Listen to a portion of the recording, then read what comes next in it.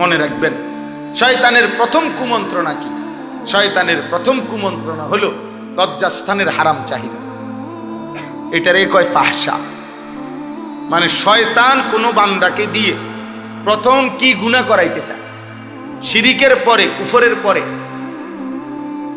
প্রথম যে গুনাহটা করাইতে চায় সেটা হলো লজ্জাস্থানের শাহওয়াত, যৌন চাহিদার দ্বারা লজ্জাস্থানের চাহিদার যে গুনাহ, নারী, ছবি, জিনা, ব্যভিচার, উল্লাস, হারাম দৃশ্য, হারাম ছবি, হারাম নাটক, হারাম সিনেমা, হারাম নৃত্য। এই জন্য দেখেন 70 বছরের বুড়া যতক্ষণ শয়তান থেকে যেহেতু আলাদা হইতে পারে নাই, এই জন্য 70 বছরের বুড়া বাঁকা হয়ে গেছে, শরীরে আর 1.5 কেজি বলো নাই, কিন্তু নর্তকীর ছবি, টেলিভিশনে নাটক, সিনেমা এখনো দেখে। নাই এমন বুড়া? মানে শয়তান তার এই পরম যত্ন কইরা আগলাইয়া রাখছে। চাচা বুড়া হইবা, কিন্তু আমি তোমারে ছাড়বো না, ছাড়বো না। নাইলে এমন বৃদ্ধ মানুষ নারী দেখে কেমন, ছবি দেখে কেমন, নাটক দেখে কেমন, সিনেমা দেখে, নর্তকীর নাচ দেখে কেমন? এটাই বলছি, কোরআন আল্লাহ বলছে ওয়ায়ামুরুকুম বিল ফাহশা। প্রত্যেকের একের বুড়া, 90 বছরের বুড়া, 90 বছরের বুড়ারেও শয়তান দেখবেন।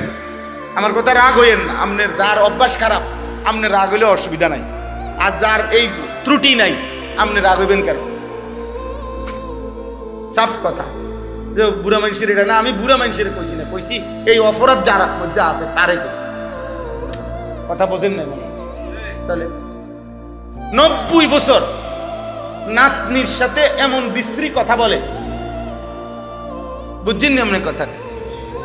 দাদার কাছে বিয়ে বইবিনি মানে কি? ওই পুরান বদভ্যাস আজও কি যায়। নাহলে এটা কি কইলেন আপনি? এটা কি বললেন? নাতির বউ নিয়ে এমন বিশ্রী নাতিরে কথা বলে যেটা এমন বৃদ্ধ মানুষের মুখে সোজা পায় না।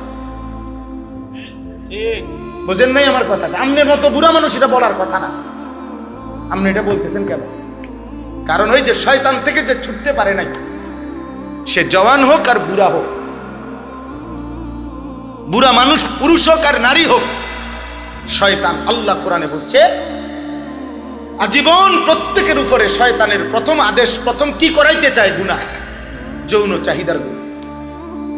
ওয়ায়ামুরুকুম বিল ফাহশা, ভয় দেখাবে, অভাবের আদেশ করবে, জিনা, ব্যভিচার আর লজ্জাস্থানের চাহিদাকে কেন্দ্র করে এমন বিশ্রী কথা কাজ। এরপর হইল অন্য গুনাহ, ওয়াল মুনকার, অন্য গুনাহ পরে, সুদ, ঘুষ, কিস্তি, গালি গালা, চুরি, ডাকাতি, এটি পরে করা। আগে হলো শাহওয়াত। শাহওয়াত। আজ লাখ লাখ যুবক, আপনাদের এই ছেলেগুলো, এদের প্রত্যেকের হাতে হাতে যাদের মোবাইল এবং চুল, চেহারা এরকম জঙ্গলি বেঈমান মুশরিকের মতো, আপনি জিজ্ঞেস করেন, এর একটাই কারণ, এই মোবাইলে আসক্ত, মূলত মোবাইলের আসে, নারীতে আসক্ত, আর কোনো কারণ নেই, আর কোনো কারণ। জীবনটা তসতস করে দিছে। আহ, নারীর লোভ, অশ্লীল ছবি দেখার লোভ। এই হাইওয়ান এক ওয়াক্ত নামাজ পড়তে মনে করে, একটা নিকৃষ্ট পশু, একটা জানোয়ার বানায় দিছে, একটা জানোয়ার বানায় দিছে। আমার মন চায় মাঝে মাঝে কাঁদি, মালিক আমার জাতির যুবক এমন হলো কেন? 14 বছরের যেই মুসলিম যুবক যুদ্ধ করত, 17 বছরের যেই যুবক মুহাম্মদ ইবনে কাসেম রাহমাতুল্লাহ আলাইহির বরকতে 712 খ্রিস্টাব্দে এই ভারতীয় উপমহাদেশে, এই বাংলাদেশ, ভারত, পাকিস্তানের সর্বপ্রথম কালেমার পতাকা যিনি উড়াইছেন, ইসলামের পতাকা যিনি উড়াইছেন, বিজয়ের পতাকা যিনি উড়াইছেন, হিন্দু রাজাকে পরাজিত করে ইসলামকে সর্বপ্রথম যিনি বিজয়ী করেছেন, ওনার বয়স ছিল মাত্র 17 বা 18 বছর। মুহাম্মদ ইবনে কাসেম রাহমাতুল্লাহ আরব থেকে এসে, আরব থেকে এখানে বাংলাদেশ থেকে সৌদি আরবের জিদ্দা কমপক্ষে 6000 কিলোমিটার দূরে এই বিমানের যাত্রা যে আমরা যাই, কল্পনা করেন কোথায় আরব কোথায় ইন্ডিয়া, সেই আরব থেকে 18 বছরের এই যুবক 12,000 সৈনিক নিয়ে এই হিন্দুস্তানে আসছে। আয়শা রাজা দাহিরের সাথে যুদ্ধ করছে, করে হিন্দু রাজাকে পরাজিত করে কালেমার পতাকা উড়াইছে, ইসলামের পতাকা উড়াইছে। এই 18 বছরের যুবক, খোদার কসম আব্বা, ওই যুবকের প্রথম হিম্মতের বরকতে আজকে উপমহাদেশে এই মুসলমান, এই দাড়ি টুপি, এই ইমান ইসলাম, এই মসজিদ মাদ্রাসা, এই দ্বীনের খেদমত, কোরআনের এই ফিজা, ইসলামের এই হাওয়া, তো ওই প্রথম সে উদ্বোধন করে দিয়েছে।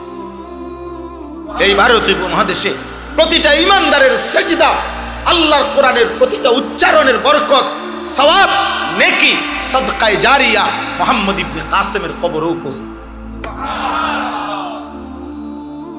এক যুবকের কাছে এই উপমহাদেশের ইমানদাররা ঋণী, কৃতজ্ঞ। আব্বা তোমরা জানলা না রে আব্বা, বেঈমান তোমারে নর্তকী দেখায় ভুলায় দিছে।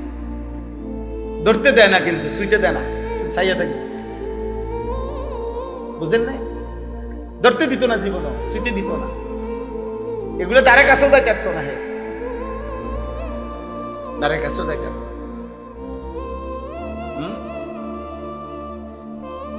আর্জেন্টিনার খেলোয়াড় তোমারে একদিন কান্দে করে নাচক না, নাচবে না, তুমিই নাচবা। ব্রাজিলের খেলোয়াড় তোমারে কান্দে করে নাচবে না আব্বা, তুমিই নাচবে। তোমারে ছাগলের 3 নম্বর বাচ্চার মতো হবে, নাচাবে। বুঝতে শেখাও, হাসি দিয়ে উড়াই দিও না, ঠাট্টা করে উড়াই দিও না। আমার মাকসাদ স্লোগান না, আমার মাকসাদ ঠিক এটার জন্য না। আমি নির্বাচনী ক্যাম্পেইন করছি না, আখিরাতের কথা বলতেছি। আপনারা যেই কোনো বিবেকবান চাচারা আছেন এখানে, বা এই সমাজের যদি কোনো বিবেকবান যারা আছেন, আপনারা আপনাদের ছেলেদের দিকে, একসাথে হয়েছে এরা, আপনাদেরই ছেলে পেলে এরা, এদের দিকে আপনারা এক নজর তাকায় দেখেন। যারা এখানে আছেন বাবা, আপনাদের ছেলেদের চুল দেখেন, আপনাদের ছেলেদেরকে জিজ্ঞেস করেন একটু, ওরা 5 ওয়াক্ত নামাজ আজকের কোথায় কোথায় পড়ছে। ওদেরকে বলেন আজকের সারাদিনে মোবাইলে কত নর্তকী দেখছে, পাগল বানায় দিছে। তোমরা অসংখ্য যুবক ছেলে, তোমাদের এই দিবারাত্রির গুনাহ আমাদের নেককারদের পরিবেশের মধ্যে আসর করছে আপনার, ফলে আমাদের মাদ্রাসাগুলো বাচ্চা টিকায় রাখতে খুব কষ্ট হইতেছে। বিশ্বাস করো আপনি, বিশ্বাস করো। আমরাও মাদ্রাসা চালাই, আমারও মাদ্রাসা আছে, 534 জন ছাত্র আছে আমার মাদ্রাসা, সব ছেলে আলহামদুলিল্লাহ। 450 মতো ছেলে বোর্ডিং এ খানা খায়, কষ্ট হয় প্রতিনিয়ত। অভিভাবক কাঁদে, হুজুর কোনোভাবেই মোবাইল থেকে ফিরাইতে পারি না বাড়িতে। 7 দিনের জন্য বাড়িতে যায়, 3 দিনের জন্য বাড়িতে যায়, একটা মিনিট কয় যে মোবাইল থেকে ছুটাই তারি। স্বাস্থ্য ভাই মোবাইল টিপে, জ্যাঠতো ভাই মোবাইল টিপে, খালতো ভাই মোবাইল, বাড়ির বড় ভাই, তার বড় বোন, প্রত্যেকে যার যার মতো করে উল্লাস করতেছে মোবাইলে। সে একা তখন মনে করে আমি এক বন্দী, আমি মাদ্রাসার কারণে তো আজকে আটকায় গেলাম। তখন সে এই মাদ্রাসাকে ছেড়ে দিতে চায়। বিশ্বাস করো ভাই, বিশ্বাস করো, আমরা কষ্ট হইতেছে, অনেক কষ্ট পাই প্রতিদিন সারা বাংলাদেশে। আমি তো সারা বাংলাদেশেই ঘুরি আলহামদুলিল্লাহ। প্রতিদিন ছেলেরা ছুটে যায়, ছাত্র ছুটে যায় এই মোবাইলের আসক্তির কারণে। এই জন্য আব্বা, এই সমাজকে তোমরা বাঁচাও। যুবক ভাই, এই সমাজ তোমাদেরই সমাজ। একদিন তোমরাও বড় হবে ইনশাআল্লাহ, একদিন তোমাদেরও বিবি হবে, আল্লাহ হায়াত দিলে একদিন তোমাদেরও সন্তান হবে। তাদের সামনে কি পেশ করবা আব্বা, কি পেশ করব? আমার 4.5 বছরের মেয়েকে আমি গত কয়েকদিন ধরে বারবার বলে শিখাইছি, আব্বু কেমন আছো বললেই বলতে হয় আলহামদুলিল্লাহ ভালো আছি। ও এখন আলহামদুলিল্লাহ বলতে পারে। যতবারই জিগাই আব্বু কেমন আছো, আলহামদুলিল্লাহ ভালো আছি। তা আমি বারবারই বলি মাশাআল্লাহ। তা আজকেও দুপুরবেলা বলছি আব্বু মাশাআল্লাহ বললেন না, মানে হে তো বলছে আলহামদুলিল্লাহ ভালো আছি, এখন আমি কেন মাশাআল্লাহ বললাম না? এবার আমারে মনে করাই দিছে, আব্বু মাশাআল্লাহ বললেন। এরপরে মাশাআল্লাহ বলছে, আর হের মার কাছে দৌড়ে গিয়ে বলছে আব্বু মাশাআল্লাহ দিছে। আলহামদুলিল্লাহ। তুমি কি পেশ করবা? যৌবনের 14 বছর থেকে 25 বছর মনে করো, তোমার সন্তানকে তুমি কি বলবা? যে আমি যখন 12-14 বছরে ছিলাম, আমার বয়স যখন 25, ওই পর্যন্ত সন্তানকে বলবা, প্রিয় সন্তান, আমি সারা দিন রাত নর্তকী দেখতাম। নাই তো সে কি বলবে?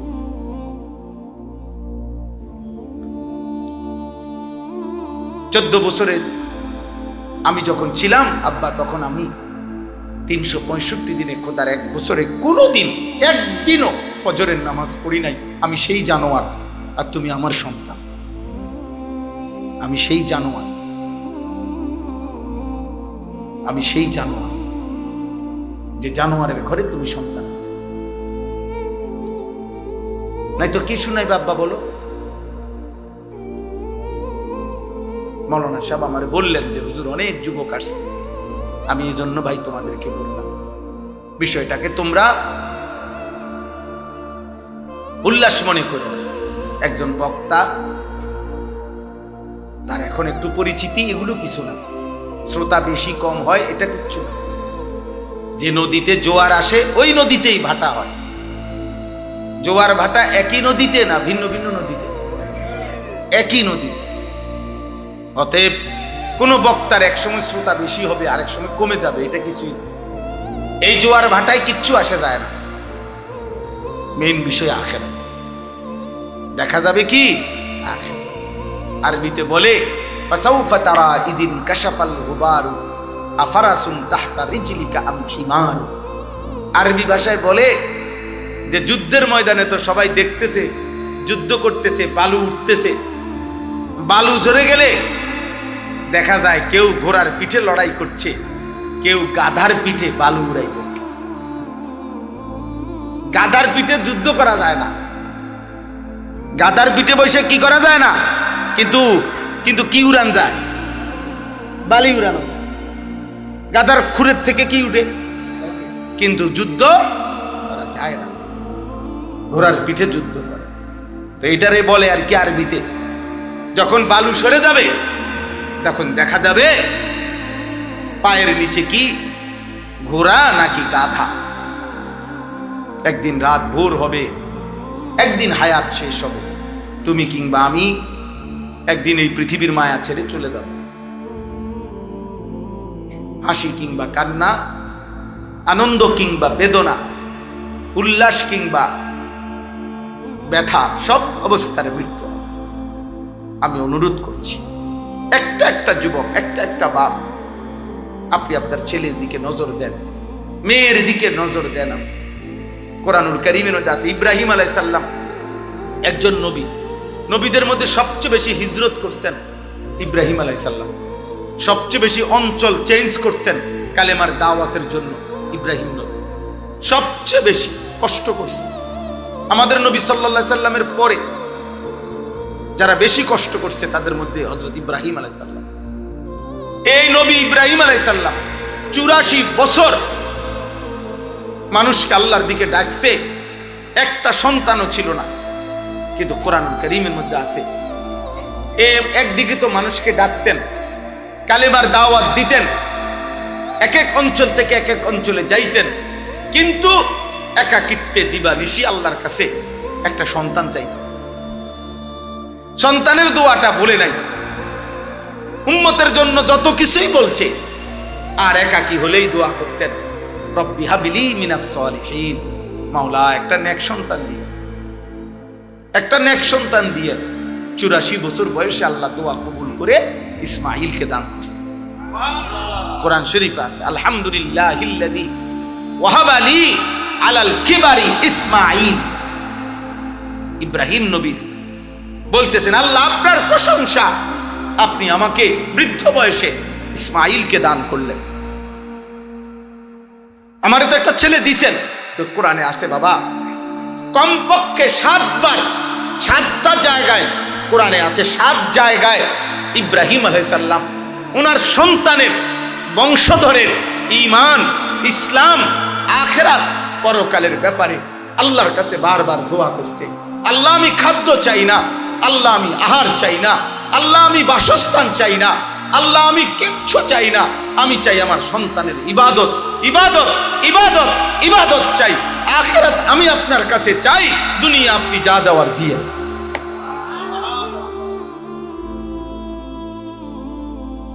হ্যাঁ,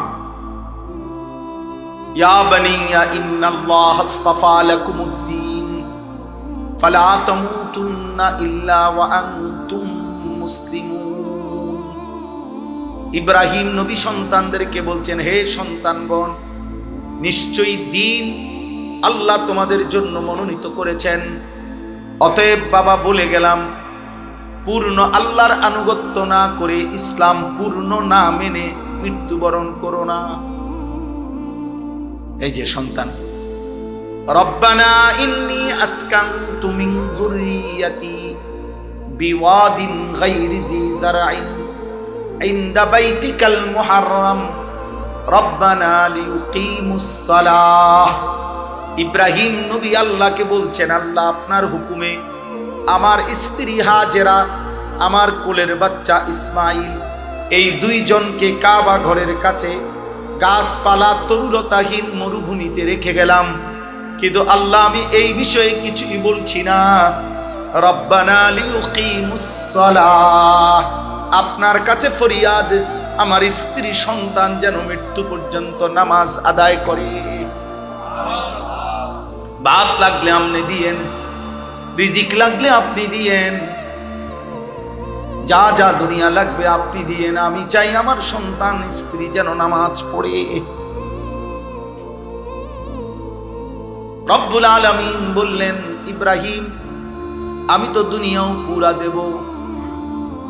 একদিন আমি আল্লাহ ওয়াদা দিলাম, তোমার সন্তান আর তোমার স্ত্রী হাজেরার এই কাবার পাশে সারা পৃথিবীর ইমানদারের কলিজার টান, হৃদয়ের ভালোবাসা আমি এই কাবার দিকে বানায় দেব। ইয়াতুকা রিজালাম ওয়া আলা কুল্লি দামিরিন ইয়াতিনা মিন কুল্লি ফাজ্জিন আমিক। সুবহানাল্লাহ। এক পিতা সন্তানের জন্য আখিরাত চাইছে। হায় মুসলমান, হায় ছেলেরা, কি করছো আব্বা, কি সারাদিনে কত নারী দেখলা, কত ছবি দেখলা, মোবাইলে কত অশ্লীল দৃশ্য দেখলা, এত নারী, এত নাচ, এত উলঙ্গ ছবি দিয়া কই রাখবা আব্বা? এই আযাব কেমনে সইবা? জাহান্নামের আগুন কেমনে সইবা? খুযুহু ফাগুল্লু সুম্মাল জাহিমা সাল্লু। হাসরের ময়দানে আল্লাহ বলবেন, ফেরেশতা আমার নাফরমান বান্দাদেরকে ধরো, একটা একটা করে শক্ত রশি দিয়ে বাঁধো, সুম্মাল জাহিমা সাল্লু। খোদার কসম, কোরআনে আল্লাহ বলছে জাহান্নামীকে, ফেরেশতাকে বলবে, ফেরেশতা জাহান্নামী বেঈমানকে বান দিয়া দিয়া একটা একটা করে বাঁধে, সুম্মাল জাহিমা সাল্লু, লাথি দিয়া দিয়া জাহান্নামে পারো ফেলো।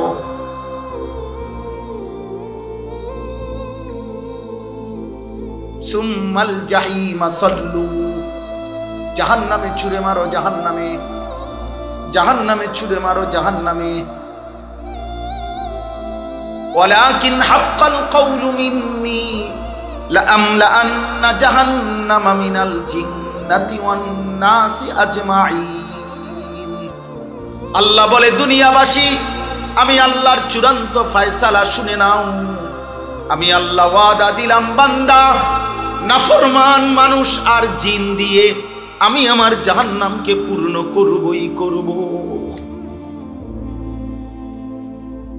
ওয়ালাকিন হাক্কাল কাউলু মিন্নি, এটা আমার ফয়সালা, ফয়সালা। লাআমলাআন্না জাহান্নাম উহশুরুল লাযীনা যালামু ওয়া আযওয়াজাহুম ওয়া মা কানু ইয়াবুদুনা মিন দুনিল্লাহি ফাহদুহুম ইলা সিরাতিল জাহিম। আল্লাহ ফেরেশতাদেরকে বলবে, ফেরেশতা হাসরের এই মাঠ থেকে প্রত্যেক পাপের সাথে সম্পৃক্ত তিনজনকে একসাথ করো। তিনজন আল্লাহ বলবেন প্রতিটা পাপের সাথে সম্পৃক্ত তিনজনকে একসাথ করো। এক নাম্বার হলো পাপী, 2 নাম্বার হলো পাপের সঙ্গী, 3 নাম্বার হলো পাপটা সে যার উপরে ভরসা করে করছে, যার শেল্টারে। এই 3 বেঈমান একসাথ করে জাহান্নামের পথ দেখিয়ে দাও।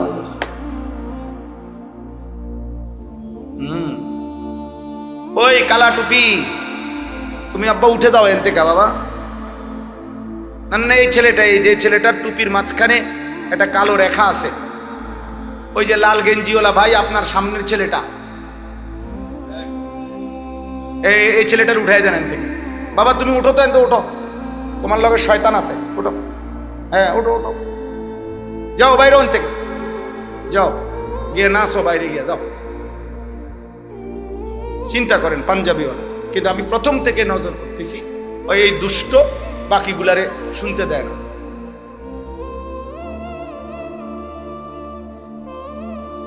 হ্যাঁ যাও, এবার বইয়ে তামাশা করো। আমি ছেড়ে দেওয়ার না, আমি জীবনে দরকার হলে আর কোনোদিন আসতাম না, আমার হিসাব এটা।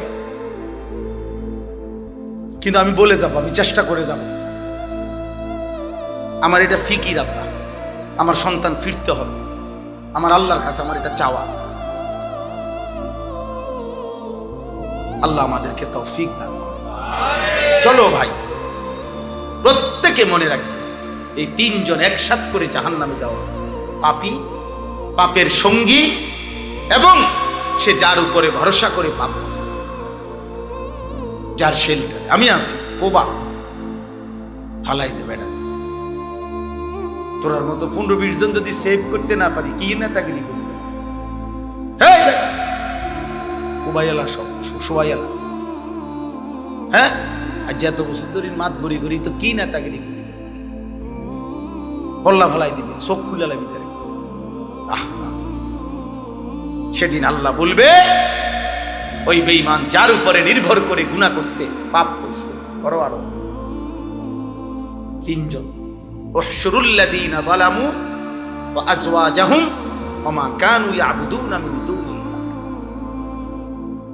ফাহদুহুম ইলা সিরাতিল জাহিম। জাহান্নামের রাস্তা দেখায় দাও। যা ফেরেশতাকে যা যা ধাক্কা দিয়ে দিয়ে জাহান্নামে দিয়ে দাও। জাহান্নামে ঢুকবার মুহূর্তে আল্লাহ বলবেন, কোরআনে আছে, মা লাকুম লা তানাসরুন। কি হলো, একজন আরেকজনকে সাহায্য করছো না কেন? মা লাকুম লা তানাসরুন, কি ব্যাপার? সেদিন না বলছিলা দুনিয়া দোস্ত আমি তোর পাশে আছি, আজ তাকে আগুন থেকে বাঁচাচ্ছ না কেন? বাল হুমুল ইয়াউমা মুস্তাসলিমুন।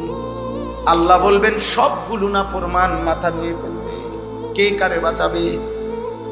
ইয়াওয়াদ্দুল মুজরিমু লাউ ইয়াফতাদি মিন আযাবি ইয়াউমিইদিন বিবানিহি ওয়া সাহিবাতিহি ওয়া আখিহি ওয়া ফাসিলাতিহি আল্লাতী তুবিহি ওয়া মান ফিল আরদি জামিআ সুম্মা ইউনজিহি।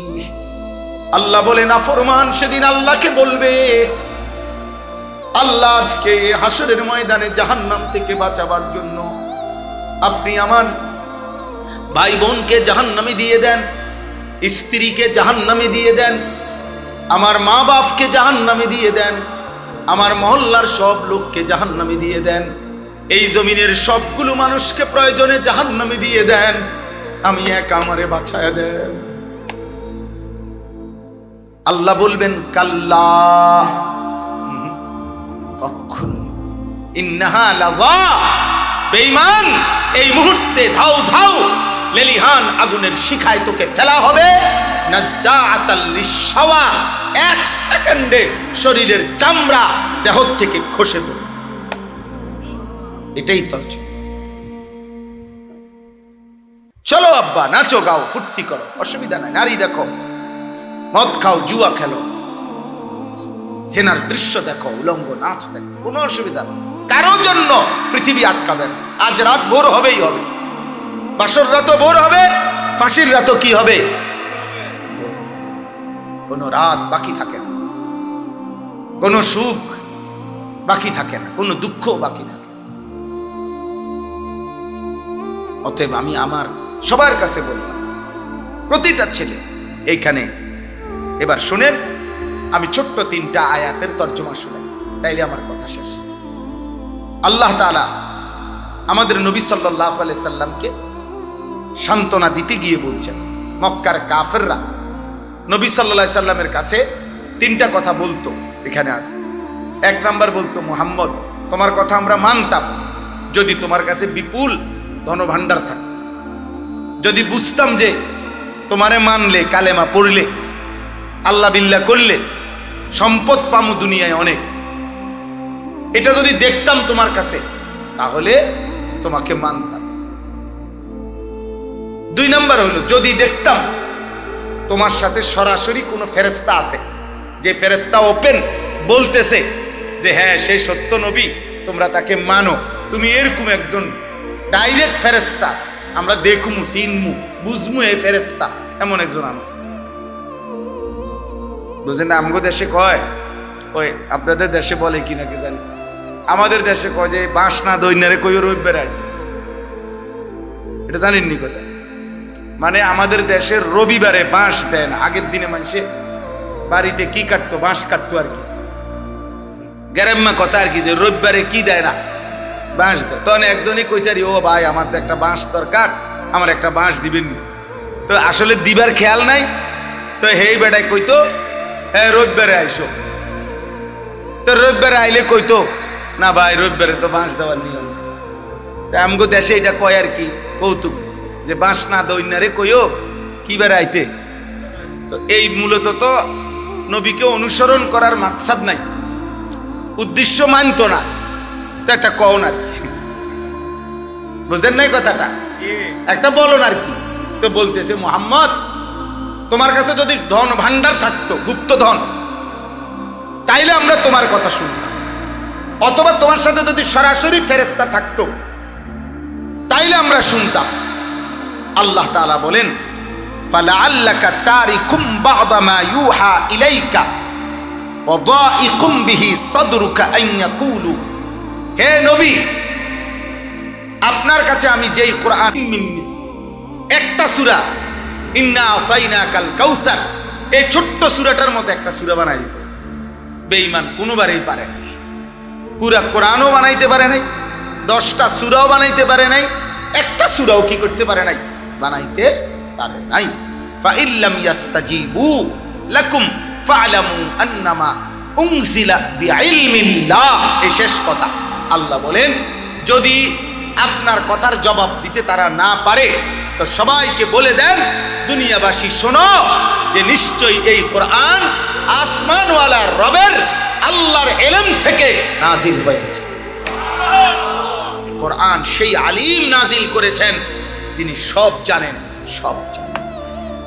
ওয়ালা ইউহিতুনা বিশাইইম মিন ইলমিহি ইল্লা বিমা শাআ, যার ইলম পূর্ণাঙ্গ, যার ইলমে কোনো ভুল নাই, ইয়ালামু মা বাইনা আইদিহিম ওয়া মা খালফাহুম, যিনি পিছনের ইলমও রাখেন, সামনের ইলমও রাখেন, সেই আল্লাহ তিনি নাজিল করেছেন।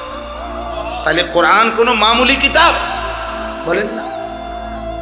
ওয়া আন লা ইলাহা ইল্লাল্লাহ ইল্লা হুয়া, আর এটাও বলেন যে তিনি আল্লাহ ছাড়া আর কোনো ইলাহ নাই। ফাহাল আনতুম মুসলিমুন, এই শেষ কথা আল্লাহ বলে।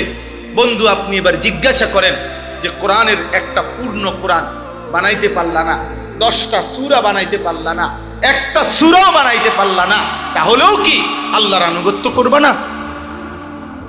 আরো বুঝার বাকি আছে, এখনো বুঝার বাকি আছে, বলেন না? আল্লাহ আমাদেরকে বুঝ দান করেন, আল্লাহ তাআলা এই মাদ্রাসা কবুল করে নেন। আনন্দপুর নাসিরুল উলুম ইসলামিয়া মাদ্রাসা, আজকে মাওলানা সাহেব আমার কাছে অনেকবার মহব্বত করে আবদার করছে, আলহামদুলিল্লাহ আল্লাহ আনাইছেন, আপনাদের এখানে আসার সুযোগ হয়েছে, আল্লাহ তাআলা আপনাদেরকে কবুল করে নেন। এই ছেলেরা, যুবকরা, ভাইরা মাদ্রাসাকে ভালোবাসবা তো আব্বা? 5 ওয়াক্ত নামাজ পড়ো আব্বা, ফজরের নামাজ পড়ো। এমন সুন্দর জীবন তোমার জীবন কমপক্ষে তুমি নষ্ট করো। ব্রাজিল আর আর্জেন্টিনার খেলা এই কয়েকদিনের মধ্যে শেষ হয়ে যাবে আব্বা। এই খেলা শেষ হবে, কিন্তু বাম কাঁধে যে গুণাগুলো জমাইছো এগুলা মুছবা কেন? এই ফেসবুক, এই ইউটিউব আব্বা একদিন শেষ হয়ে যাবে, কিন্তু বাম কাঁধের এই গুনাহ মুছাইবা কেন? আল্লাহ আমাদেরকে হেফাজত করে, আল্লাহ আমাদেরকে মাফ করে দেন। আমার চাচা বাবা দাদাদেরকে বলি, আপনারাও মাদ্রাসাকে ভালোবাসবেন, সব সময় দান সাদাকা করবেন। আল্লাহ তাআলা তৌফিক দেন, কবুল করেন। আলহামদুলিল্লাহি রাব্বিল আলামিন। আল্লাহুম্মা আনতাস সালাম ওয়া মিনকাস সালাম, তাবারাকতা ইয়া যাল জালালি ওয়াল ইকরাম। মাওলা আপনি মাফ করে দেন, ঈমান আমল দান করেন, ইজ্জত আফিয়ত দান করেন, তাকওয়া তাহারত দান করেন, হিম্মত ইস্তেকামত দান করেন। আল্লাহ আপনি মাফ করে দেন, মাফ করে দেন। আয় আল্লাহ মাফ করে দেন, এই গভীর রাতে মাফ করে দেন। সমস্ত কবরবাসীদেরকে মাফ করে দেন, কিয়ামত পর্যন্ত কবরের আযাব মাফ করে দেন, কবরগুলোকে জান্নাতের টুকরা বানায় দেন। আল্লাহ আপনার নূরে রহমত দ্বারা কবর ভরপুর করে দেন। আমাদের আত্মীয় স্বজন, বংশধর, বাবা মা, স্বজন কবরে যারা, মাফ করে দেন। আমরা যারা বেঁচে আছি আমাদেরকে তাকওয়া দেন, সেজদাওয়ালা কপাল দান করেন, কাঁদনেওয়ালা চোখ দেন, জিকিরওয়ালা জবান দেন, মহব্বতওয়ালা দিল দেন, সুন্নাতওয়ালা জীবন দান করেন। আয় আল্লাহ আগামী হায়াত সুন্দর করে দেন, হালাল রুজি রোজগার দান করেন, অসুস্থ বিমারি যারা শিফা করে দেন, প্রত্যেকের কামাই রুজিতে বরকত দান করেন। প্রবাসী বিদেশি নিরাপদে রাখেন মাওলা, সহি সালামতে রাখেন। আয় আল্লাহ এই মাদ্রাসা আপনি কবুল করেন, মাদ্রাসা আপনি কবুল করেন, মাদ্রাসা আপনি কবুল করেন, মাদ্রাসা কবুল করেন। আপনি চাইলে সব হবে রে মাওলা, আপনি না চাইলে কিছুই হবে না। আপনি দিলে বাধা দিবে কে? আপনি না দিলে দেবে কে মাওলা? আপনি মাদ্রাসার জরুরত পূরণ করে দেন।